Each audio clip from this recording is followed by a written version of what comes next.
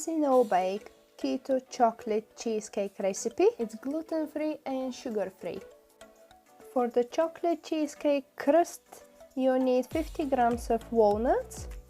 Did you know almond flour has 8.4 grams of carbs and walnuts have only 6.8, so you're saving nearly 2 grams per 100 grams carbs. Once the walnuts are ground to quite fine powder, you can add 25 grams of melted butter and 5 drops of sucralose or sweetener of choice.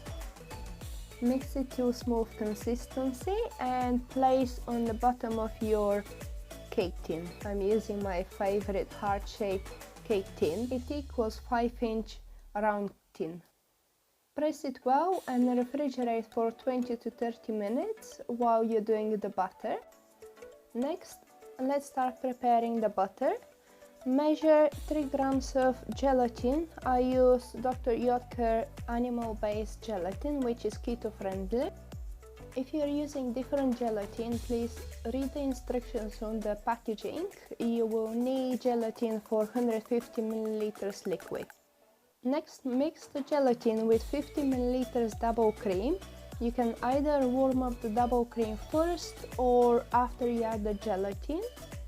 In a food processor, add 100 grams of cream cheese, that's about half a pack. Beat the cream cheese until it's fluffy. Add 10 drops of sucralose or sweetener of choice and mix it again. Next, add the double cream with gelatin. Make sure the mixture is not too hot, otherwise the cream may curdle. And the final ingredient for the butter is 1/4 teaspoon vanilla extract. And final mix until everything is combined. Take the crust out of the fridge, it should be hard enough now, and pour the butter over it. You can refrigerate between 1 to 2 hours or until the mixture is firm. And now it's time to make the chocolate topping.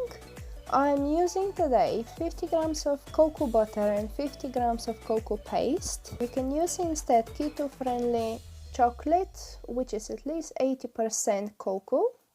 I use the cocoa butter and cocoa paste to make my own chocolate bars. I'll leave links in the description for you if you want to check them out. Let's combine in a bowl 50 grams of melted cocoa butter, 50 grams of melted cocoa paste, and 50 grams of melted salted butter, 30 drops of sucralose or choice of sweetener. Mix it well. Add 100 milliliters of double cream and, if you wish, 1/4 teaspoon vanilla extract. Mix it well for one last time and refrigerate until you're waiting for the rest of the cheesecake to harden. Once the cheesecake base is hardened, place the chocolate topping on top of it and ideally refrigerate overnight, but I usually like eating it straight away. Thank you very much for watching and see you next time with more recipes.